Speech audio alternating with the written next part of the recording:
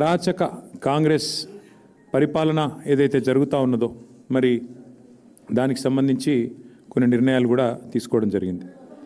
కేసీఆర్ గారు చాలా సుదీర్ఘంగా పార్టీ ఏర్పాటుకు మరి దారితీసిన పరిస్థితులు, ఆనాడు ఉమ్మడి ఆంధ్రప్రదేశ్లో తెలంగాణ ప్రాంతానికి జరిగిన అన్యాయం, ముఖ్యంగా ఇక్కడ వ్యవసాయదారులు, ఇక్కడి సాగునీటి స్థితిగతులు, ఇక్కడి విద్యుత్ కొరతతో అలమటించిన పరిస్థితులు, ఇవన్నీ కూడా వివరిస్తూ అసలు ఏ నేపథ్యంలో రాష్ట్ర ఏర్పాటు కోసం నడుం బిగించాల్సి వచ్చిందో చాలా వివరంగా చెప్పారు. ఆ ప్రయాణంలో కలిసి వచ్చిన ప్రతి ఒక్కరిని కూడా స్మరించుకున్నారు.